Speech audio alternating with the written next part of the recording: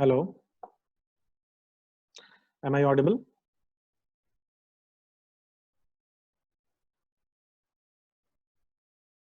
Okay.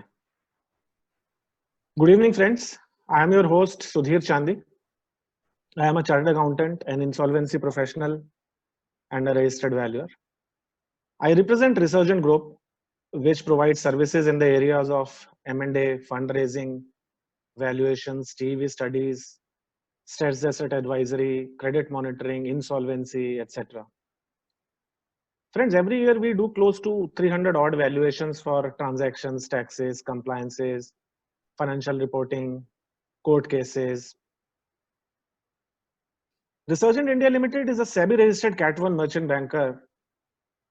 Then Resurgent Resolution Professional LLP is an insolvency professional entity.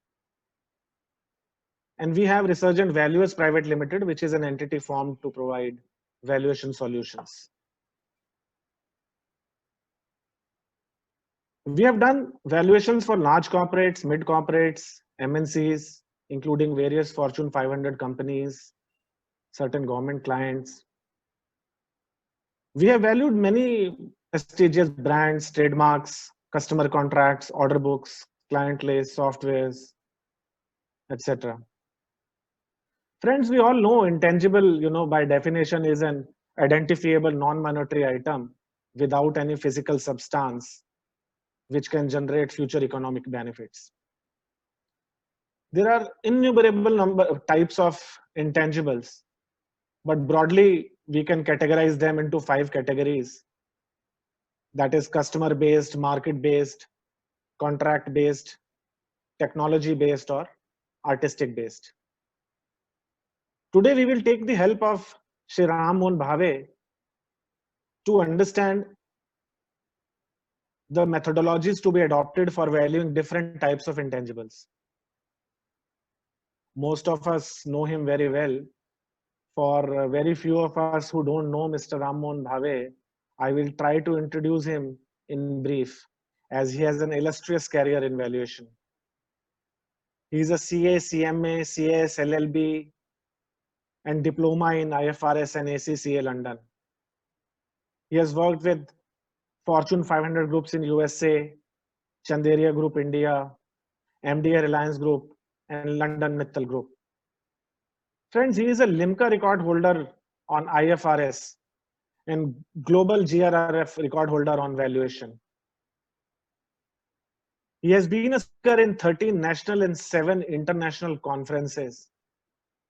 He has provided 150 lectures in last 21 months in 17 cities. He is also a director in LIC Mutual Fund AMC. He has imparted more than 2,000 lectures in last 10 years. His students are in 30 countries, in 129 Indian cities.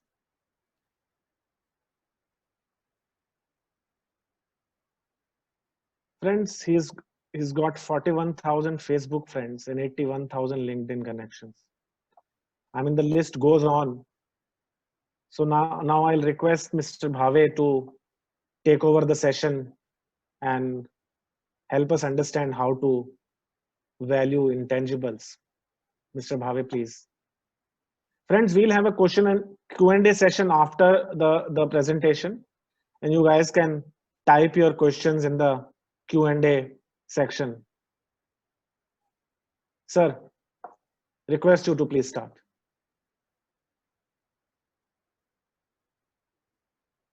Myself now, yeah, okay. So pleasure to meet again, and two very important things Sudhir sir missed out telling you, which I should tell you, is that one biggest thing is you are all retired due to Corona, but I am already retired. Okay, so I am enjoying my life in the passion of teaching, and I am already a retired person. So I was talking to Sudhir sir in the morning. He said that you also have a record of maximum webinar lectures during lockdown period.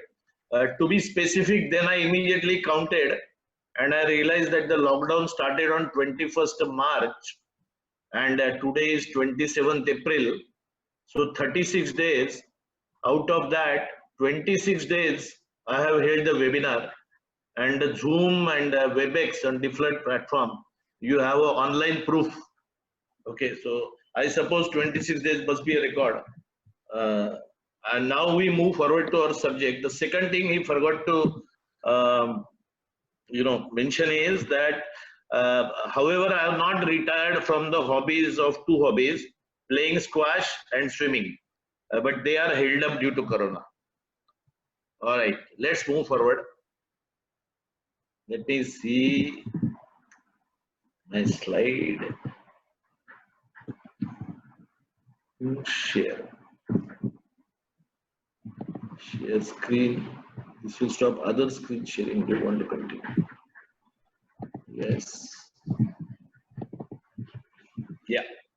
I hope you can see my screen about valuation of intangible asset. Can you see my screen? Yes, sir, we can see. All right. Okay. So I will now move forward and take the queries at the end. Okay. So my name is Ram Mohan Bhave. My number is already given here, 9167446744. For name's sake, I am in Mumbai, but now we are all global with the lockdown due to Corona, and with the internet and online webinars happening, the city becomes immaterial, geography becomes history. So for namesake, I am in Mumbai, but I have students in 30 countries and 129 cities. Both on IFRS and on intangible assets. Valuation. We have a business valuation course, and we also have IFRS course, apart from the registered valuers course which is going on.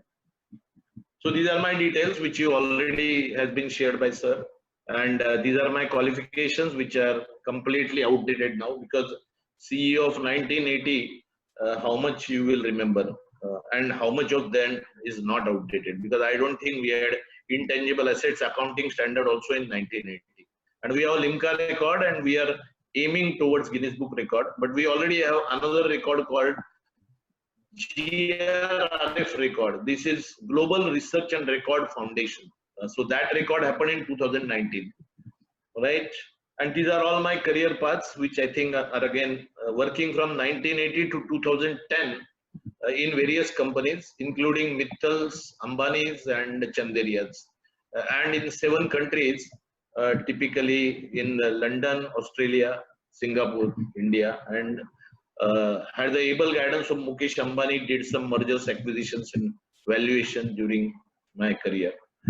And last 10 years, fully into IFRS, Ind AS valuations, mergers, acquisitions. Particularly 200 days in a year on trainings, and remaining 165 days on consulting and guiding my 2 teams. One is on IFRS and one is on valuation, to carry out the assignments. But we don't do much. Some of the biggest assignment we did, I can give the name on valuation assignments did. One is Ola Cabs was our biggest assignment, where a lot of intangible assets came into picture. The another intangible assets assignment done was Lavasa, and then some of them are like 5-star hotels in some cases. And we have valued a lot of patent, trademark, copyrights, brands, apart from leasing rights. And I'll share with you the list. Okay, a long list of intangible assets is there, where the valuer professionals can make a big mark. So we'll come to that subsequently. And there was a privilege to work in Reliance and Foundation, as well as Mittals, where mineral rights and the valuation of the airline rights, etc., was done. So we'll talk about that. These are current achievements, but I suppose now most of the participants know it. 2000 lectures finished, and LIC mutual fund, and 150 lectures in the registered valuers course. All right. This is my website, which you may like to refer. Take a photograph of this slide to start with. My article titled as Valuation of Intangible Assets, 94 types and 11 case studies out of that, detailed case studies. The article is quite big, around 10 pages. Article number 20 on page number 128. If you go to the ICAI Chartered Accountants website, Valuers Professional Insight, that is available under resources, and within the resources you can go to the valuation standards. In that, the link also has been given. You can click on that link and you will get a PDF file of all these articles. It is total 156 pages, but out of that, my article, though the titles have not been mentioned, is on page number 128, talking about 94 types of intangible assets. I think if many of us are asked how many intangible assets you are aware of, so I think most of us will give a reply that we know around 10 or 5 or like that. Okay, so a normal CA, when I ask in a group, they say, yeah, we are aware of around, shall we say, goodwill, or shall we say human assets, or shall we say patent, trademark, copyright. Then some people say software, and then some people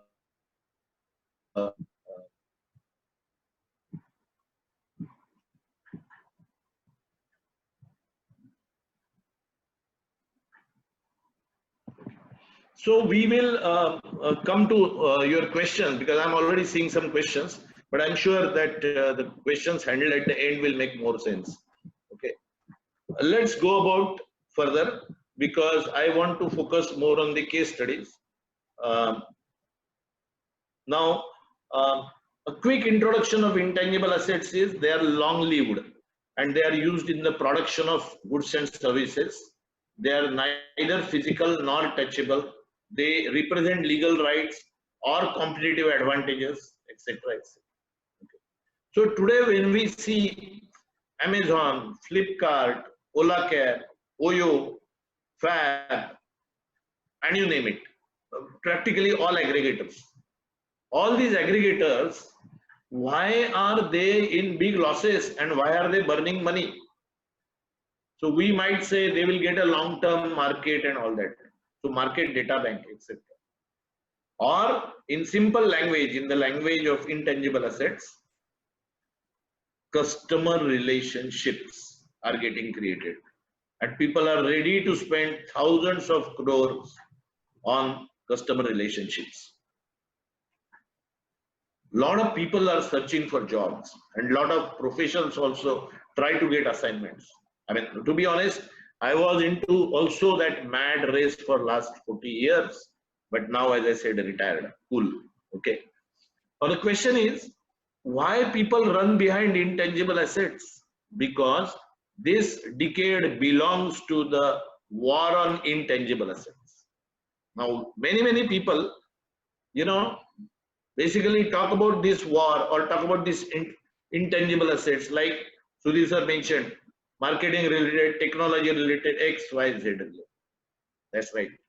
Now, I have thought of something more about it. So let me share with you this screen also. All right. Are you able to see my screen now, which is just a whiteboard? I'm writing here intangible assets. I hope you can read it. Yes, sir, we can say. So in the intangible assets, I have started some novel terminology, and I hope that my book on that will get published soon. If not book, at least a big write-up I'll publish, or a few article series I'll publish. So let us classify between natural intangible assets and artificial intangible assets, or man-made intangible assets. What are natural intangible assets? Arising out of nature. What is nature? So I call it Pancha Mahabhuta. Pancha Mahabhuta. Now, I am sure, being most of us being Indians here, of course, Sudhir sir gave me a shock that there are few non-Indians also. So I am happy for that. So the Pancha Mahabhutas means what? Agni, Jala, Vayu, Dhara, Akash. So air, power, water, sky, air, power, water, sky, and earth, right? So what would you call mineral rights? I would say they are natural because they are earth. We only created a right over it. Or flying rights or landing rights. Flying rights are sky and landing rights are earth. What about power generation, power distribution?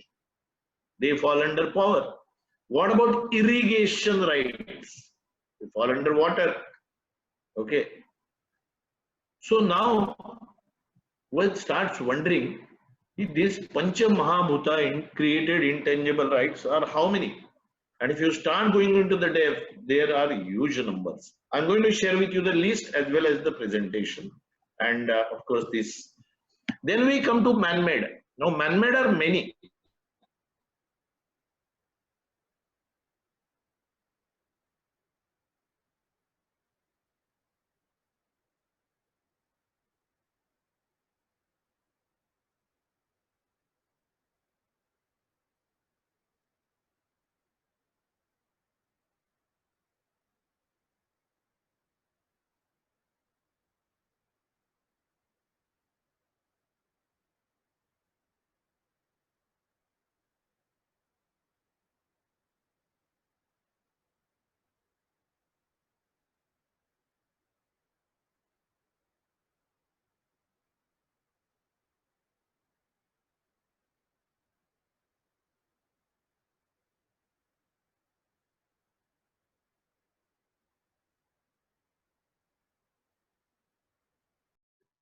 %50 pay cut or 50% employee cut, or they have cancelled orders on airlines or for the aeroplanes, or they have been declaring bankruptcy, or they have whatever aeroplanes they have leased, they have cancelled the contracts. So what?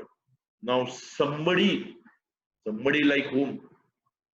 Lakshmi Mittal, or somebody like Bill Gates, or somebody like Mukesh Ambani, right time to buy airlines at a rock bottom price. Okay. So now this creates the worry for the some of the airlines which are in India and which are due for sale. You might find some other airlines much economical and cheaper. So the valuations are coming down. And I know some of my friends in the audience itself are valuing those airlines. Check the balance sheet of Adidas. There is a goodwill impairment of 1200 crores. Okay. Then, how many of us have seen the balance sheets of telecom industries? Okay. How many of us have seen the balance sheets of telecom industries, and do they include the valuation of spectrum? Perhaps they include the valuation of spectrum, which is allotted by government at the cost price which is paid in the auction. But are we fair valuing? Or in the amended transactions which happened, how the spectrum was valued? Check the study of Vodafone and Idea merger. And in that, what was the spectrum valuation done? That will give us an idea. Okay, and these are all Google data available. Very honestly, whichever have become a reasonably old cases, say more than 2 years, most of the data of intangible assets is available. Then you talk about irrigation rights. Now, there was a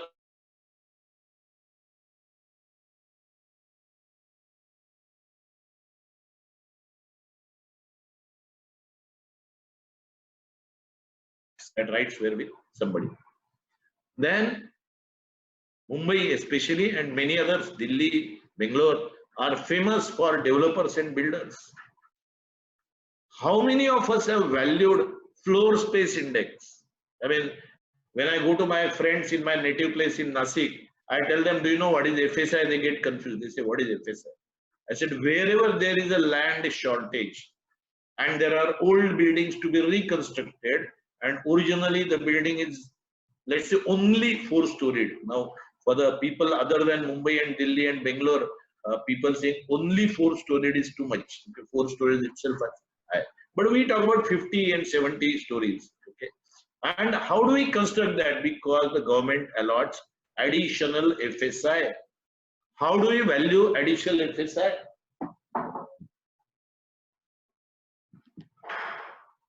So one needs to value additional FSI in the books of the builder or the developer.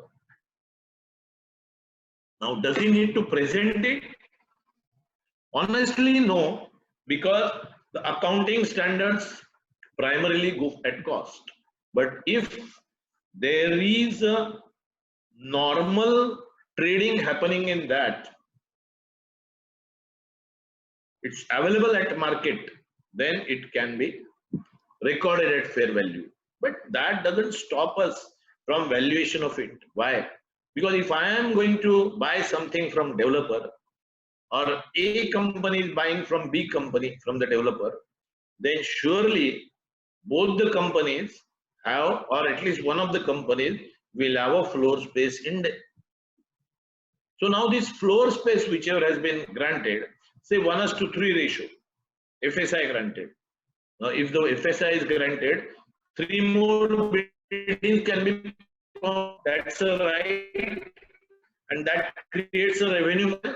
So anything which creates a revenue model obviously results into FSI creation. And then other society which was created for military people, I believe, that FSI got sold. Then we come to mining rights. Being worked in Mittal Group, the amount of mining rights which we have obtained at that time were huge. And that is how the Lakshmi Mittal became a Fortune 500 company. How were mining rights valued? I mean, Mittals acquired a lot of companies from Arcelor, and they also acquired a lot of companies from various government of various small countries. And when we used to go to see those lands, I remember I used to go to the factory. Remember, I still remember that story. Okay, I hope you can see my whiteboard. Can you see my whiteboard? Yeah, I hope so. Okay, so I used to go along with Mittal, Lakshmi Mittal sir, and here is factory and here is barren land. And whenever we used to go, whether to buy this company or not, how to do the valuation, I will start walking towards factory. And I'll check how much land is there, how much machineries are there, how much is the production capacity, is there a scope for expansion, blah, blah, blah. And Mr. Mittal will walk to barren land, and I used to always get confused what is happening. So you remember when we have to construct a bore well, there are people who come there and smell or put their ear in order to check where will the water supply will be. He used to similarly smell the land by bending and find out whether the mines will be available here. I don't know, he had some extraordinary ability to do it. But how to judge? There are mining rights, and there are, the experts in that area which are doing the exploration and evaluation of mines. And then the type of valuations they do, if you see the valuation of Reliance oil wells, that will give you an idea that how the oil well rights or anything which is under the earth, so how that is to be valued. Now we'll talk about the how do you derive those valuations also. So if you see so far, I'm talking about the rights coming out of air. This is also earth. Then spectrum is again air. Then irrigation is water. FSI is earth. Mining is earth. Then we come to right to sell stadium tickets. So now there was a Commonwealth Games which was debated. So this is of course a man-made. Liquor license is man-made. Wine manufacturing license, again by United Spirits. Now you'll say, why are you valuing? Well, companies are required to be sold, or companies are required to take the license. Then we talk about research and development expenditure. A company like Biocon in pharmaceutical, how does it capitalize? Okay, does it capitalize at cost, or does it capitalize at the fair value? And if it is fair value, because at fair value an undertaking was sold, in that case when it was sold, how it was like capitalize in the books of another undertaking because it is of that fair value, and how that fair value was justified. One can see very well Biocon's balance sheet and notes and then find out. Then I come across one of my clients called Marine Engineering. They have fairing rights. So another one which is a natural intangible. I think time has come to classify those. Okay. So this is again natural intangible related to water. Then talk about Suzlon, which is under winding up, or Enercon, which has been renamed, or Versa, or Regeneral, or Semcor. They have the license to put windmill energy towers. Now again, here we are talking about air, again a natural intangible. So if you start studying how much advantage we are taking, or how many of the resources are controlled by government. Many times we say government is not owner of anything or the owner of whole country. No, we are missing that government is the owner of huge number of intangible assets. So tomorrow, if you are going to have the benefits of those intangible assets, you have to pay for it. A simple example for that is toll, and therefore toll collection rights are sold. Then we come to mobile towers. Now Reliance was selling it to American Towers, then to brother Mukesh Ambani itself. Then there are technologies like LMDS. Then we know that brand was valued in case of Maल्या. Kingfisher brand was valued at 3,411 crores. And full details of available how this brand was valued in 10-11 year, and how this brand in 2016 did not fetch a single rupee. Then I worked in Gammon India, and we used to capitalize toll collection rights. And many of us who are CS, they are rather concerned with accounting and valuation of BOT companies. But one should now, time has come, one should learn how the BOT and BOT companies build, own, transfer, build, own, operate, transfer. Then we come to Axiom Energy, Hyderabad, who happens to be my customer. They have solar energy equipment manufacturing rights. Okay. So if you have a solar energy equipment manufacturing rights, then obviously you can create those equipments and then supply it to the people, the components supply it to the people who are manufacturing the final equipments, and you get subsidies. So that subsidies can create a benefit of intangible assets. Then we talk about publishing rights, and some of the famous companies like TV18 or Taxman or Navneet Publication, we had the privilege of valuing some of the publishing rights also. Then logos. If you have to create a logo, what is the valuation of logo? Is the valuation really worth for that logo? So the famous case in that is Rising Sun, Sun Rising. And this valuation, this was pertaining to Bank of Baroda. And Bank of Baroda, at least those days, that logo created a lot of culture in the industry. And then people started knowing that a rising sun as a logo is creating a lot of valuation. Now gone are those old days when some of the parties have double bulls as their election symbol. Now people go for arrow, and somebody goes for cow and milk, and somebody goes for hand, and somebody goes for something else. Okay. So those logos were also, I mean, the election symbols also, I'll call it as logos. And there are valuations being done privately, secretly. Then banking licenses. See the balance sheet of Bank of Bahrain and Kuwait, and you will find what is the banking license. Similarly, now there are bank license given to various companies like Airtel or Reliance, etc. Now one has to see this banking license, therefore, is valuing how much? Is it the auction price again? Then if we talk about the power generation companies like Madhya Pradesh Power, Maharashtra State Power, Chhattisgarh Power, they have right to cut the trees, because if you have to take the wire lines, then you have to have those trees cut. One of the Fundu valuation is online learning facilities by Byju's. For 8 years they gave free. and I'm sure Resurgent is also going on the same lines, and we are also going on the same lines, rammohanbhave.com. The website of Byju's is valued in $1 billion, and they became unicorn. So unicorn valuations are happening primarily on account of valuation of intangible assets. Then see the balance sheet of Navin Fluorine. Okay, there you will find the carbon credits, okay, and they are selling the carbon credits. The carbon credits are valued also. How are the carbon credits valued? There is also a methodology. And how is the market decided based upon demand and supply? That also is the market value. And then when Navin Fluorine puts the carbon credit and the buyer also puts the carbon credits purchased by them, the valuation get decided by the arbitrators parties also many times. Then you know famous RBSA valuation done at 1 rupee for Air India. And one of the biggest valuation they split and separately issued was landing rights at 32 airports. Okay. Then Maruti. Maruti has valued network of service centers.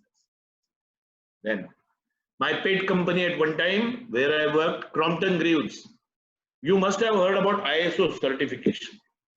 But have you heard ISO certification in accounts department? The only company to do that ISO certification is Crompton Greaves, and I'm not aware of any other company. Then we talk about Six Sigma, green belt, yellow belt, and then higher levels of the Six Sigma.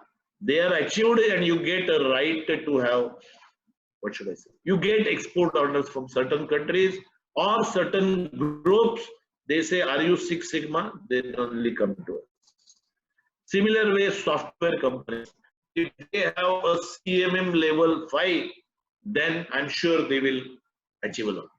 Now, my desire that not only the valuation course should include intangible assets in detail, for the valuation of each of these 94 types, in fact, some of my friends have taken the list beyond 100 now, but right now I'm discussing only thing, the list is available and I could pick it up originally and develop it further from the website called intangiblebusiness.com, and I must give them a due credit. Okay. Then we come to tenancy development rights. Tenancy development rights. So if there are tenants, then if you develop them, then you get the rights for that. Now, then there are non-compete rights. When Ambani brothers, that is Mukesh Ambani and Anil Ambani, split their empire, there were non-compete rights valid for almost 5 years. So now these non-compete rights were also valued and incorporated in the split valuation. Okay. So for example, Mukesh Ambani was not supposed to go in the telecom industry for quite some time, or Anil Ambani was not supposed to go into petrochemicals, or power, insurance, etc. Mukesh Ambani was not supposed to go into that for many years. Then finally that agreement got closed and prematurely terminated. But non-compete rights also need a value. Okay. And you know some of the non-compete rights which have been created while allotting the dealership rights. Okay. Do you want exclusive rights? Then you have to pay for it. You don't want a competition, you have to pay for it. So then can you value it? Exclusive right with non-compete, or you have to have a right that anybody can come in the market. Decide that. Then look at the Billcare's balance sheet, 3 years old. Now Billcare is also on the now verge of winding up, but the patents they have published in their balance sheet are more than 100 on the packaging material. Have a look at that, how those patents have been indicatively valued. Then you see the balance sheet of Reliance Industries of March 17, and it shows the pictures of 139 brands. Now, whenever Reliance does something, we all know that there is a starting point of a new concept. Let's be frank. I mean, I am myself a big fan of Mukesh Ambani for the vision he has, but at the same time, something they keep on bringing new, and these 139 brands, I'm sure over a period of time, they'll be valued, and you and me will finally buy the shares of that at a very high premium. Then US GAAP balance sheet of HDFC Centurion Bank has capitalized the CASA core deposits. Then the network of branches was capitalized while taking over Bank of Rajasthan. Film library is valued in many of the cases. Then merchandising rights, if you see APMC people's balance sheets, you will find that. All right. Having talked further, see the Balaji Telefilms balance sheet and you will get the valuation of film distribution rights. Moving forward, we talk about media rights. Then media rights you can see and value in the Group M's balance sheet. Then TRPs, television rating points, you can go to ABP TV. Okay. I mean, ABP TV was my client, so I can frankly share with you. But television rating points are valued in Star TV, GTV, ABP, TV18, Network TV, and now there is a lot. You can see Lokmat TV also. Okay. Then IPL. Those who have studied the Chennai Super Kings or Mumbai Indian case studies, they will find that how the cricketers' contracts were valued and how the IPL teams were valued and how the shares have been transferred. I am sure some of you are fortunate enough to do the valuation of the IPL teams valuation and the cricketers' contract valuation. All goes by various methods which have been prescribed. Then Google mapping softwares, when Ola Cabs acquired a taxi for sure, then there was a Google Map software and those software needed a big valuation because a software which is catching up the, somebody wants to download a web app, then that time you come into the picture. Then of course, the licenses are sold. SAP was selling its license at 2 lakhs and then wholesale discount was 1 lakh and now the costs are coming down because they are spread a lot. And then there are banking softwares like Banks24, Finacle, Finmin, CBX. And then you know a case like Punjab National Bank, which has got 2 copies of one software. Then stockbrokers card. Some of the individual stockbroker, they sold their card or they valued their card and created a company. So those valuations are also, I had the privilege of getting myself into. Then financial technologies, Jignesh Ji. Okay, Jignesh Ji was a person, though of course there are a lot of controversies about him.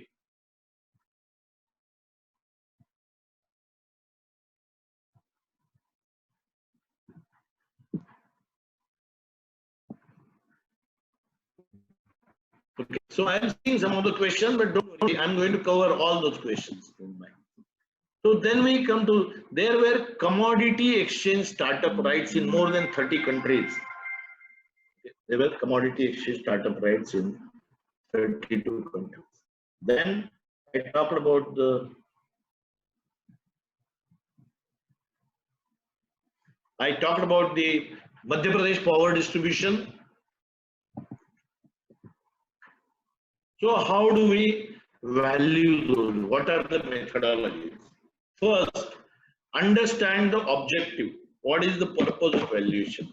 In some cases, it will be accounting. In some cases, it will be mergers acquisition. Somebody wants to sell, somebody wants to buy. In some cases, it may be for payment of GST. Because, you know, there are many people who are valuing the brand for payment of GST. Then, of course, there could be income tax implication of that. So you will have to have cost versus valuation. Then some are doing it in order to take bank loans. Of course, of late in India, at least the banks are very cautious and they are not giving the bank loans on the intangible assets. But we are doing some of the overseas valuation where one of the companies which was a supplier to Bosch Group, okay, and they were the sole selling rights of that particular component, they could get a loan and very high valuation while acquisition also for the sole selling rights to Bosch of a particular component. And they had even got the bank loans based on that.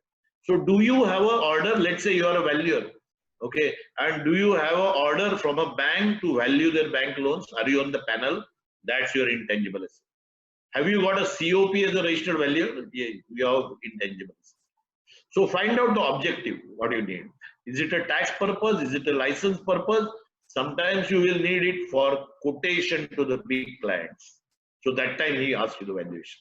Then there could be mergers, acquisition, reverse mergers, and there could be accounting. So don't see, most of this audience is likely to be chartered accountants here, and we get bogged down by saying, I need the valuation for financial reporting, or I need the valuation for accounting. Honestly, the valuation for accounting is a very little need, because as per the Ind AS standards also, intangible assets are valued only on cost basis, except when on business combination they are valued. So the subsidiaries on acquisition, the intangible assets are valued. So I will share with you the Ola Cap story afterwards. Then we come to the nature of intangible assets. So find out, is it marketing related, technology related, or 5 types like Sudhir said. We have to find out the nature of intangibles. Then one should gather sufficient financial data. Now that biggest challenge is, okay, because if the owner is not your client, how will you find the details? Many times you are going to help certain company which is going to acquire other company, and the acquiring company, acquirer, is asking you to do the valuation of acquiree's asset. So now you are big trouble. If you are from acquiring side, you can do and boost the valuation as much as you can. But otherwise, valuing an intangible asset is not a joke, because creating a picture of financials, how much cost might have been spent for that research, or how many years it would have taken for building that brand, or how many of the licenses, exclusive licenses are involved, and for which the tie-up customers have been created. So gathering that data. Then the valuation analyst should evaluate the specific economic benefits. For example, I'm sure there is a, if you're not read, I would recommend you to read a book called A to Z Strategies. Now this book is very, very thin. I think it is 52 pages and 26 alphabets into 2. 52 pages have been created, and the name of the strategy is starting with A, starting with B, starting with C, starting with Z are given there. Okay. If I'm able to pick up, I'll put a Xerox of that picture also. I don't remember the author's name. And in that, recently I studied something called as a choke point strategy. And now we have started using that word also in our valuation reports, saying that the choke point strategy basically is useful to value this valuation of assets. You know, if you're an MBA more than a CA, then you'll be expert in bringing out such strategic words. Coming back, so the choke point strategy, synergy benefits, blah blah blah. All these are words used into valuation of or evaluation of the specific benefits. Then select and apply valuation methodology. In fact, talking about specific asset benefits, I remember tomorrow, let's say BSNL or MTNL is to be valued. A big amount of the asset valuation is there because the wire network has moved across all over India, and which is grossly underutilized. So whosoever will be able to utilize it maximum will definitely go into the details of that spectrum and the bandwidth created due to the last miles reach as well as the network of the wires. Otherwise, we have so much resources spent into getting it. One wonders how it will get. Then select and apply the valuation methodology. Now, some of us feel that the valuation methodology is a very strict, bound character. No, that's not the case. You use multiple methods also. You use multiple methods. And some of the methods are overlapping also. And it is not the big rocket science I'm explaining. I am trying to only share with you simplified, because valuation of asset methodologies are available in all the study material, in all the Ashwath Damodaran's book. So what am I sharing something great? Nothing. I am only simplifying the language. Now, when you do the valuation of intangible asset, we need to reconcile the value indications, because when you follow 2-3 methods, first of all, you follow income, asset, and market methods. So within that, individually, there are methods of valuation of intangible assets. Now you try to do usage of multiple methods and see which is the most relevant, which is most correct, and then try to see how the valuations are matching or they are falling within the range, and if they are not falling within the range, which of the method needs to consider some additional factors to really arrive at the correct data and valuation.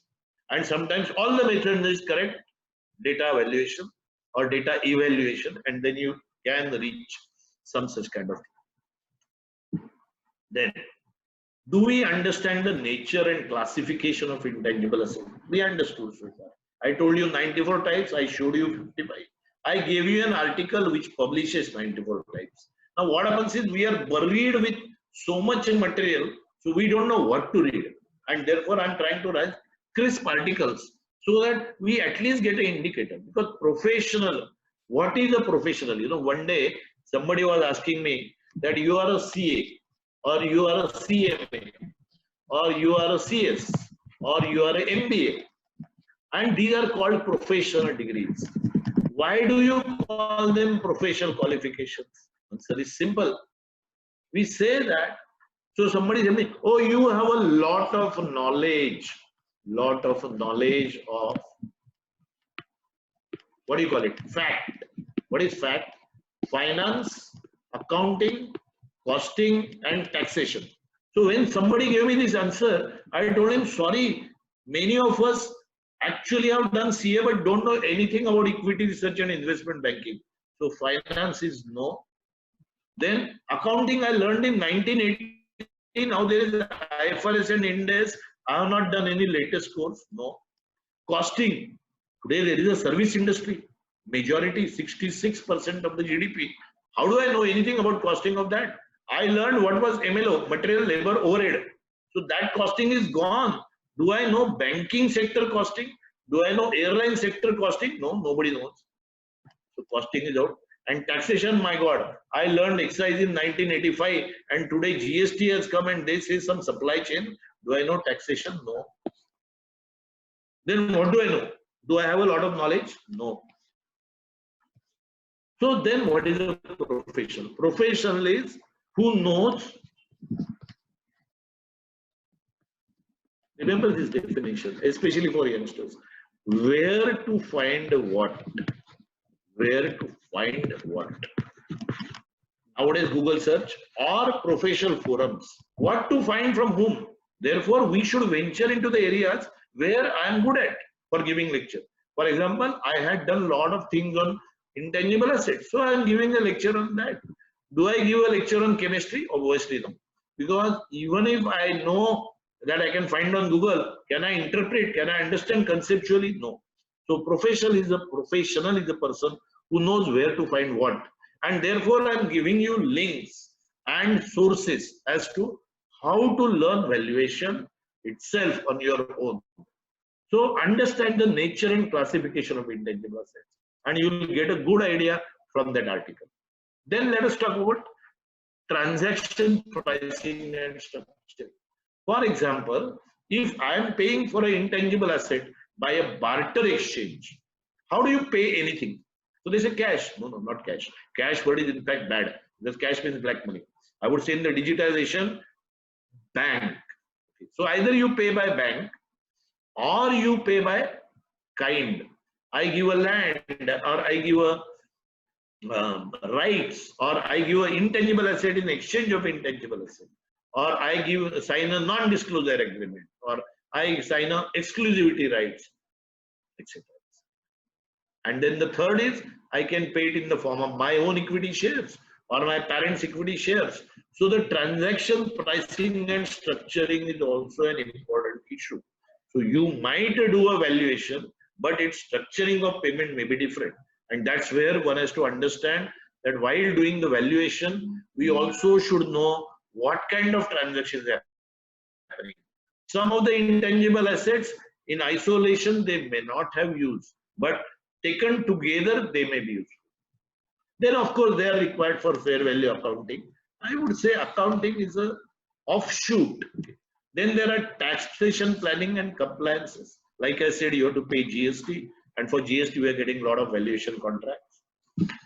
Then, when do we value intangible assets? We want to do purchase price allocation under Ind AS 103.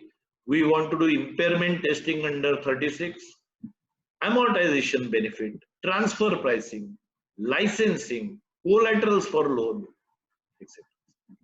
Then we come to marketing related. So this classification I must share with you. Trademarks, trade name, internet domain names, non-competition agreement, customer related, customer list, customer orders, production backlogs, customer contracts, customer relationship.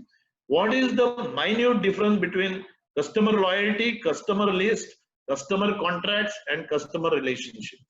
One needs to understand that. So there are minute differences, okay, which are coming into that.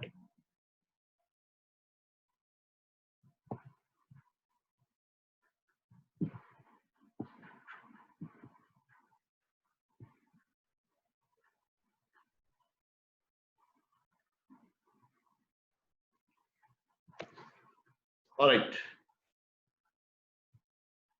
Then contract base. Do you have a royalty contracts? Do you have the lease agreements? Do you have operating and broadcast right? What are lease agreements? There are dry leasing and wet leasing. Do we know the difference between dry leasing and wet leasing? See the SpiceJet balance sheet. Then you will get an idea, because all other balance sheets are now getting cleaned. Then technology, patent, software, database, trade secrets. Now, as of today, we don't know what is a corona secret. Okay? And everybody is trying to find out that intangible asset. USA is blaming China, and China is doing different defense on that. So technology based. Okay. Now, how do we value? Now, this is what all of you are waiting for, I suppose. Okay. In order to do that, some of the simple things which we talk about is there an incremental turnover arising out of that? Suppose I have a Britannia biscuit brand. Do people associate with a Britannia word for a big brand, and does it increase my earnings, or does it increase my turnover, or does it do my turnover itself? Does it increase my volumes? Does it allow me to reduce the price? Or can I give a better delivery? Then possibly cost savings. Does it create a process economy for me? Do I save any marketing costs? Does my visibility increase? Does my market share increase? You need a lot of assumptions for that. So starting with revenue enhancement, cost savings, elimination of competition, and the returns on investment. If I put some investment in, let's say, advertising on Facebook, okay, how do my number of views increase? And those views, how much they converted into the final revenue? Okay. Or does it have a multiplier effect? How do you create a brand, right? Now, creating brand, of course, is required to be constantly engaging with your customers. Now, what kind of webinars are happening? One of the reasons for webinar is all are sitting free. What to do? Acquire knowledge. Now, another is that we also, all of us want to engage ourselves with each other, create a network, which is itself an intangible asset. All right. Then I am explaining the three approaches: cost approach, market approach, and income approach. In the cost approach, of course, historical cost is one approach, and replacement cost is another approach. In the market approach, there is comparable transaction, and there are a few more approaches which we'll discuss. And in the income approach, there is a relief from royalty approach. There is a multi-period excess earning approach, and then there is a discounted cash flow. Of course, individual approaches we are going to discuss in detail.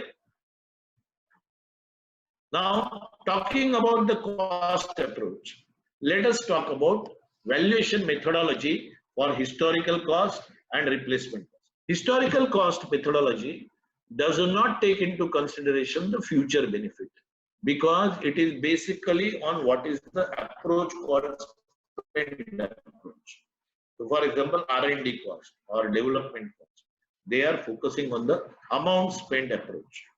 Now it doesn't look at the current future economic benefit, because they treat that I can have a documentary proof only for historical cost. The only advantage of historical cost is you can create a document, or you have a document proof. Even sometimes that is difficult, because somebody is developing software. I take the salary of software people. I don't know how much they worked on that, and how much was the productive input, and how much was more of a research. Then we go to replacement cost. I want to otherwise create an asset with equivalent functionality. Let's take something. For example, if I buy a company having software Spectrum, and if I decide that I buy the Spectrum in the next auction, how much is my cost? Or when Ola Cabs acquires Taxi for Sure, Ola Cabs acquires Taxi for Sure. Taxi for Sure has 7 lakhs customers. Now, where the customers, I don't know, but 7 lakhs people had downloaded their web app. Then they already had 70,000 taxi drivers contracts done. And they had on their Ola Money or TFS Money, like Ola Money, TFS Money created accounts around 1,50,000. Now imagine Ola Cabs had almost in the same cities, the figures were half of these or less than half. I'm talking about Bangalore, Hyderabad, Chennai. Now, if they have to reach these figures in Bangalore, Hyderabad and Chennai, how many years they will take? Are you with me? How many years they will take?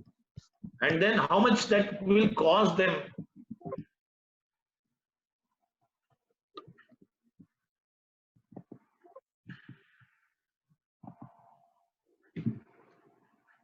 Right. So how many years they will take and how much will it cost them? So those things matter a lot.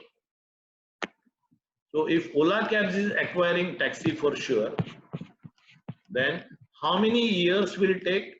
How many business development people's salaries will go, and how much will be the opportunity cost of market lost during that period? And I'm keeping aside the threat of Uber acquiring Taxi for Sure. Ola grabs the opportunity and pays 1,100 crores to acquire the company like Taxi for Sure, whose negative net worth was 46 crores on the acquisition date. Now, all these days we have been taught goodwill, goodwill, goodwill. Now, can the goodwill be so much? No. Time has come to individually identify and value the intangible assets. So, estimating the cost to recreate that, how much I would otherwise spend on it. Then, of course, one has to look into that. Is there any economic obsolescence? For example, if I am acquiring a right to publish a book, and the book is of the Shakespeare's novels to be converted into French or Spanish or Marathi language. Now, how many people read Shakespeare? Is there obsolescence? Is that right really now valuable? Or for example, if I write a book on startup valuation and some publisher gives me a right saying that I will sell your books, okay, and I sell him the right.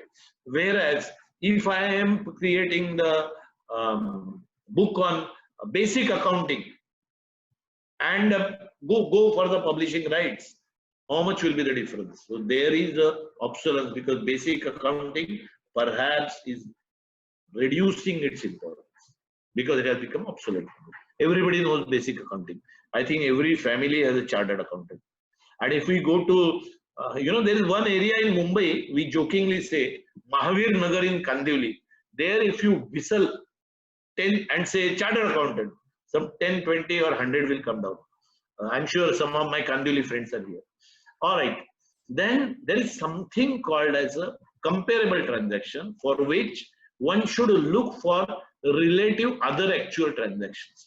Can I check which of the brands are sold? How many patents have been sold? What is the PE to earning ratio of that? What are the price to book value? Now recently we were doing a valuation of one cable company. So we looked into the details of Polycab and tried to find out how much brand they have, and creating that much brand, what do I need? So the P multiple helps many times in order to compare it with the brand valuation or finding out how much P multiple can be considered to find out the increase due to the intangible assets. Then there are methods like relief from royalty. What is relief from royalty? Suppose there is a company having brand and producing those goods also. Suppose those two companies were demerged, and if we say that A company will sell to B company the brand, right to use the brand, how much price B will pay to A in order to get that right? A negotiated commercial transaction. B will see how much my final revenues will increase. So notional hypothetical picture will have to be created, and we will have to create a lot of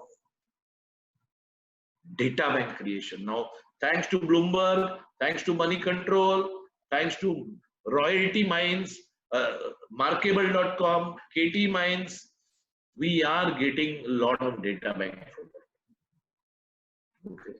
How many patents of the new air conditioner model have been sold by York, was used by Blue Star in order to value the intangible assets of the technologies?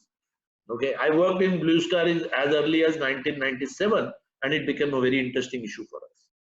Then we are talking about excess earnings. Now, excess earning to some extent becomes an easier approach because one should find out the rate of return on tangible asset, and the balance goes by the value of the intangibles. Now, these income approach have become very, very subjective. Because if I want to increase the value, I will show projected earnings very high. But how much can you put it high? So one has to take a realistic call. How much it will get sold. But there is bound to be a range of negotiation between the people. And then you'll have to also consider, do you have any spatial synergy benefits? So if you study the valuation of Gateway Systems, okay, which was having the LMDS technology, that created a big benefit for Reliance Infocom, in order that they were able to sell their products to many other customers. Are we getting a market feedback?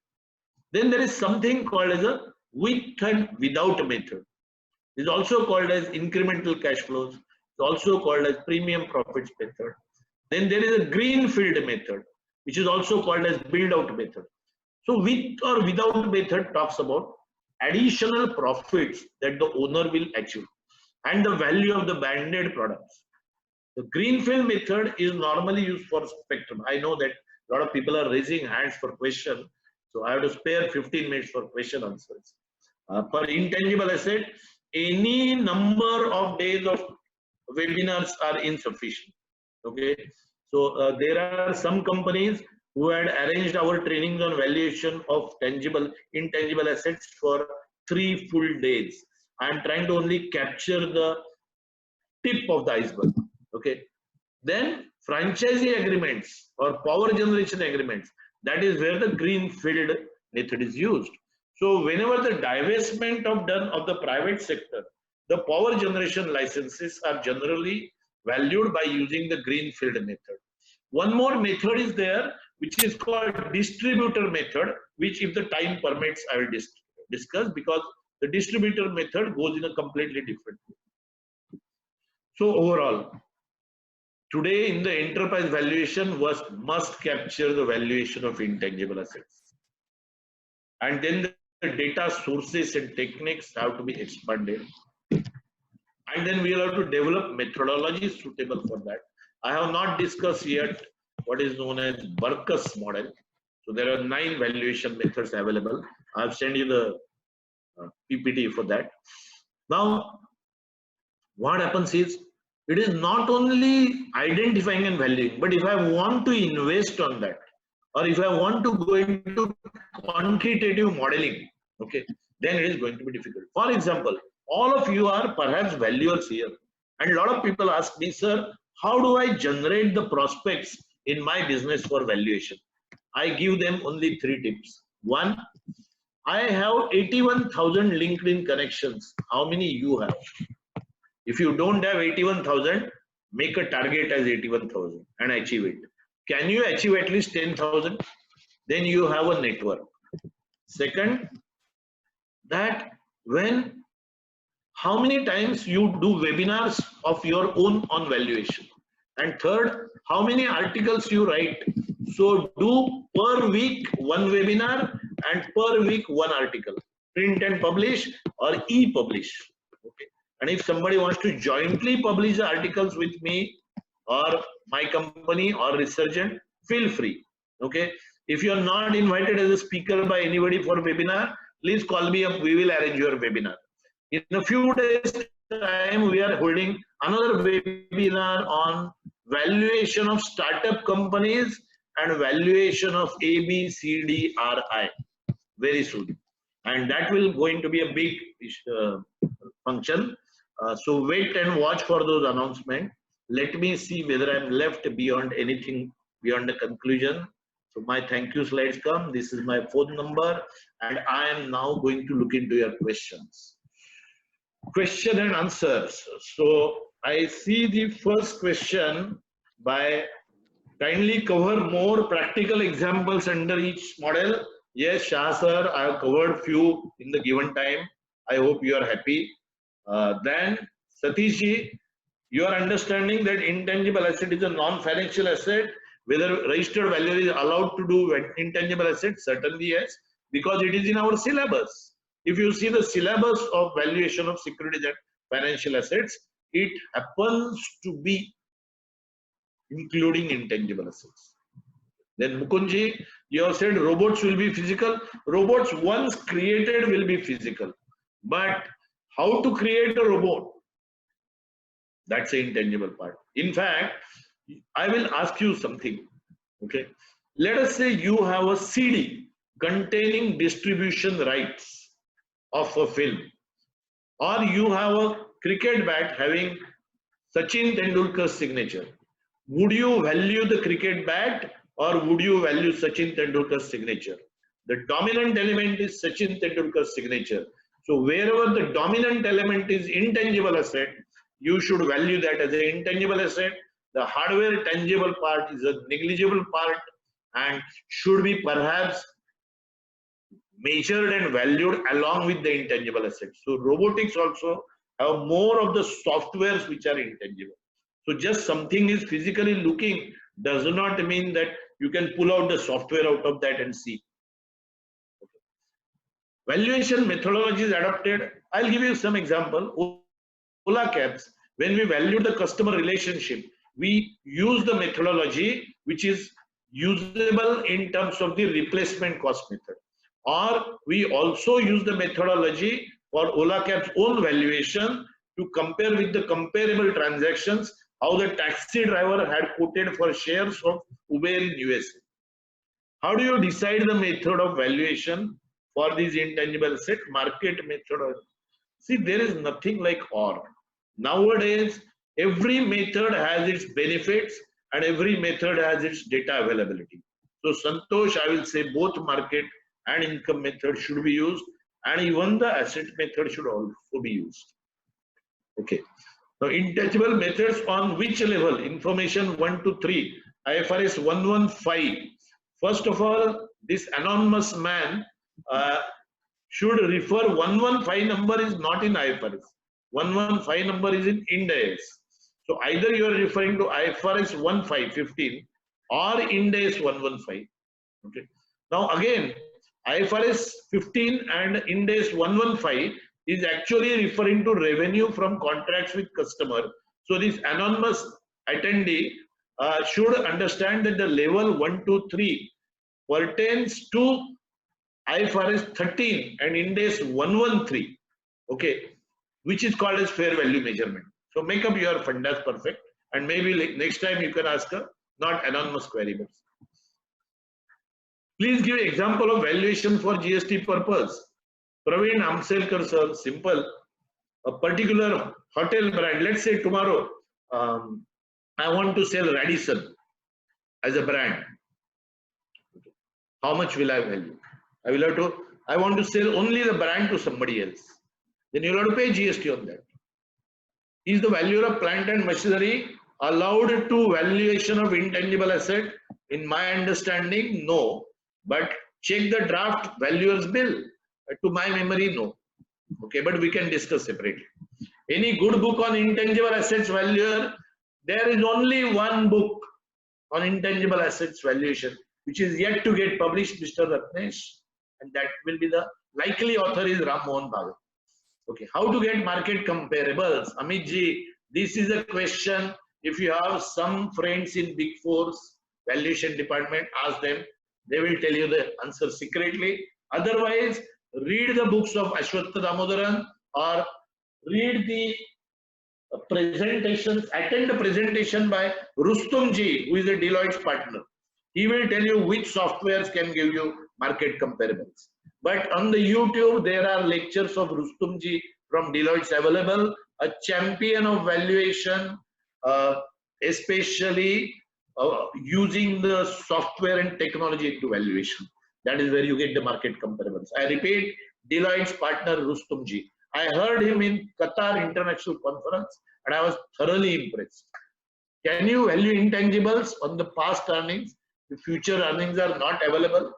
Now, future earnings are not available. Dharmesh, this is a very funny wording. Future earnings are never available. So are not available means that they are never available. So then what is the Dharmesh doing? Dharmesh is saying I will use past earnings. Now, if the past earnings used, do they make sense, and are those going to be the future earnings likely? Does the situation prove that? Then yes. So past earnings, can you use it? You can use as an indicator. But if somebody says that I did the valuation based on past earnings, therefore my valuation is this much only and I can support this much only, so please consider this as a correct valuation. And somebody says that, oh my God, let us take for example production of mask. Okay. Now today mask is in huge demand. So you say current earnings are huge, future earnings, will they be that much? May not be. Or you will use the past earnings of the sale of sanitizers and say, oh, there is going to be a poor growth. Today the growth is going to be phenomenal. So therefore you should, talking about past earnings could only be an indicator, because nowadays market is so dynamic. So if you are talking like a legal person, is my valuation will be correct? Answer is no. Particular registered trademark, hello, what is the best method to value? With and without a method. Okay. How do you value big brands within the same sector industry? Pepsi versus Thumbs Up. Read the book called The Coke Story. Mr. Hemal, read the book called The Coke Story. Inderji, where to get book referred A to Z strategies? Not available on Amazon. Inderji, you will have to write me a separate WhatsApp, because I will pull it out from my book cupboard and send you a photo of that. So Inderji, please send me email. Sir, please guide which type of questions on intangible valuation asked in the registered valuers exam and how to crack the exam. Okay. There are huge number of LMS softwares available where the intangible assets valuation questions have been added. You can see Lodha's book, you can see the book of Prakash Mishra, and there is a book of Vikash Goyal, and there are LMS exam by all the RVOs. Whether the valuation of intangible will differing depending upon objectives, certainly yes.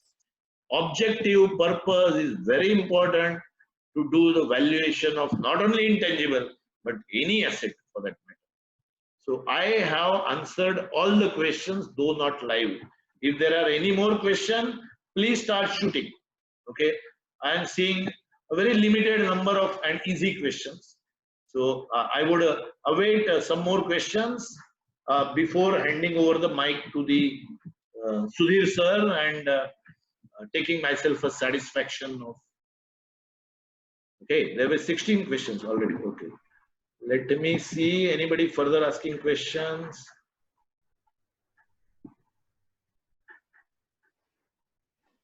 Author's name I could not share right now. Please send me WhatsApp, or I will send it to on my WhatsApp group if you are registered. Otherwise, I'll send to Resurgent friends. Where can we get the details of your next webinar? Send me a WhatsApp message. I'll add you into the group and send also keep a track over Resurgent. Okay. Then what is the best way to value patents in the pharma sector? Okay. You know, to value the patents, the best way is to see the biocons valuations, which are easily available. But if you need any specific, was Subhiksha rightly valued?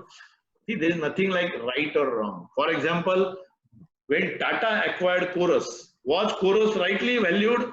That was a big, great news those days. All right.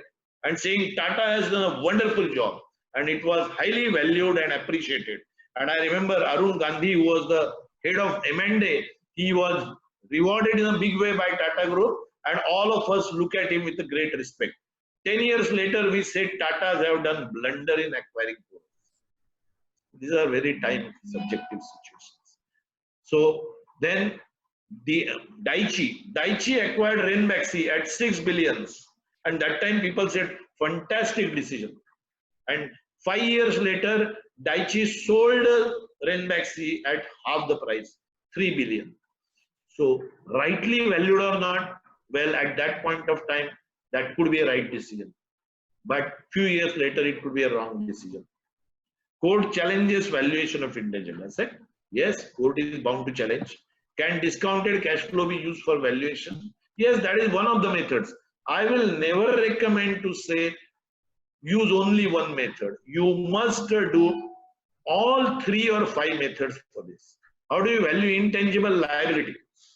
I think intangible liability, you want to say contingent liability or what, I do not know. But Komal, the intangible liability, you'll have to discuss with me some particular case. I mean, legal case itself can be an intangible liability, but those valuations come out of the valuation provided for contingent liabilities, and they will have to be converted into the monetary terms.